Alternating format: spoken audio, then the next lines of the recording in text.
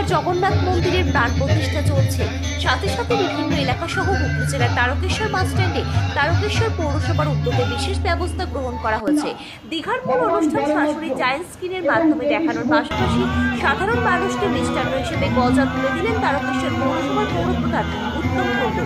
সাংবাদিকদের মুখোমুখি হয়ে উত্তমবাবু জানান, প্রথম পর্বের এই অনুষ্ঠানের পর দ্বিতীয় পর্বে আমাদের অনুষ্ঠান হচ্ছে তারকেশ্বর পৌরসভার 15টি ওয়ার্ডের প্রত্যেকটি বাড়িতে প্রভু জগন্নাথের নাম নিয়ে মিষ্টির প্যাকেট পৌঁছে দেওয়া হবে। সকাল থেকে বিভিন্ন ওয়ার্ডে বিভিন্ন রকম প্রোগ্রাম রাখা হয়েছে। পাশাপাশি উত্তম কুণ্ডু আরও বলেন, এখন আর পুরীতে যাওয়ার দরকার নেই, কাছেপিঠের মধ্যে দীঘায় আপনি কম খরচে যেতে পারবেন।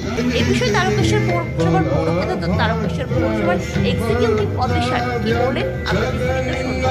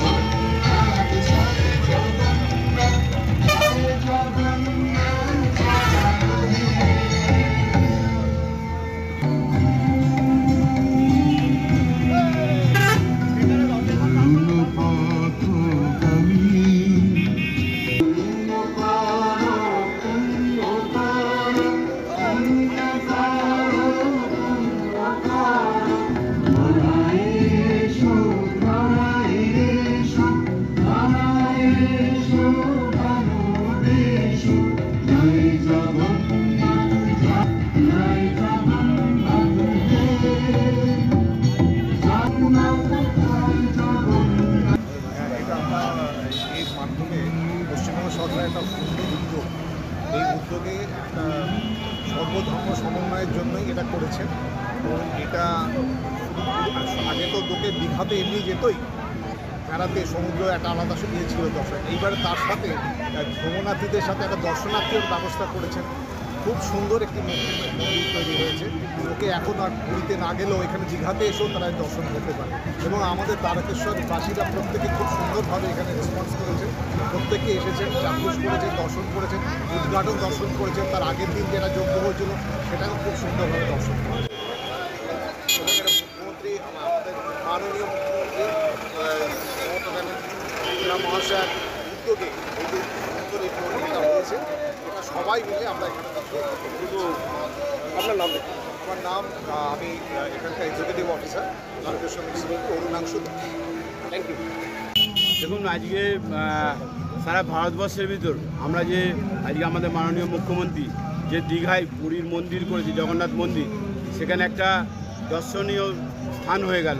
এটা একটা মানে বিশেষ করে বাংলার মানুষের আর পুরী অতদূর না গেলেও দীঘা গেলেও মিটে যাবে, যেহেতু জগন্নাথ একই জায়গায় একই রকম একই রূপভাবে এখানে কিন্তু স্থাপিত হলো আজকে। সেখানে পুরীর মন্দির 10 একর জমি আমাদের এখানে 20 একর জমির ওপরে তৈরি হলো। গোটা বাংলার মানুষ একটা নতুন কিছু দেখতে পেল, যেটা ইস্কন মন্দিরের পরেই আমাদের মন্দির সব থেকে বড় হলো। এছাড়াও শুধু তাই নয়, 250 কোটি টাকা খরচা ব্যয় যে এত সুন্দর একটা মন্দির হয়েছে। মাত্র 2 বছরের ভিতর 2022 সাল থেকে 2025 এপ্রিলের মধ্যে কিন্তু মন্দির সমাপ্ত হলো এবং উদ্ঘাটন হয়ে গেল। সেখানে 800 কর্মীতে মিলে প্রতিনিয়ত কাজ করে আজকে এই মন্দির স্থাপন করলো মাননীয় মমতা ব্যানার্জি। সাধারণ মানুষের কাছে বলবো যে আমাদের এত সুন্দর একটা মন্দির আমাদের নেত্রী মমতা ব্যানার্জি, আমাদের মুখ্যমন্ত্রী মমতা ব্যানার্জি যেভাবে করলো, সকলে মিলে দিয়ে দর্শন করে। মানুষ দীঘায় গিয়ে আনন্দ করতো, নাচতো, গাইতো, খাওয়া দাওয়া করতো, সব কিছু আনন্দ উপভোগ করতো। তার সঙ্গে সঙ্গে একটা ধার্মিক মন্দিরের একটা উপভোগ করতে পারে। অনেক মানুষ যায়, আমরা হিন্দু মুসলমান সকলেই যাই, তার মধ্যেও আমাদের মানুষেরা গিয়ে একটা পুজো অর্চনা করতে পারবে, একটা এক্সট্রা পাওনা হলো বাংলার। আজকে আমরা এখানে এই প্রোগ্রাম রেখেছিলাম, সরকারি অনুষ্ঠান। আমাদের মিউনিসিপ্যালিটির ডিও সাহেব থেকে, এফও সাহেব থেকে আমাদের সমস্ত অফিসাররা, আমাদের কর্মীদের সকলে এখানে উপস্থিত আছে। এরা সম্পূর্ণ সরকারিভাবে আমাদের ছিল। এরপরে আমাদের সেকেন্ড পার্ট, আমরা এখান থেকে বেরিয়ে আমরা মানে প্রচুর মানুষ সমাগম করে প্রত্যেকটা ওয়ার্ডে আমরা প্রতিটা বাড়িতে গিয়ে মিষ্টি প্রদান করব।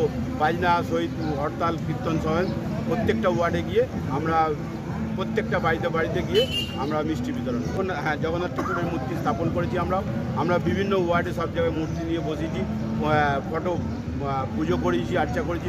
সকাল থেকে হচ্ছে আমার 13 নম্বর হয়ে গেল, 15 নম্বর হয়ে গেছে, 1 নম্বর পুজো হয়ে গেছে। এবার সেকেন্ড পার্টে আমরা এই যে উদ্বোধনের পরে এবার আমরা বাড়ি বাড়ি গিয়ে মিষ্টি প্রদান করবো, জগন্নাথ ঠাকুরকে সাথে করে নিই।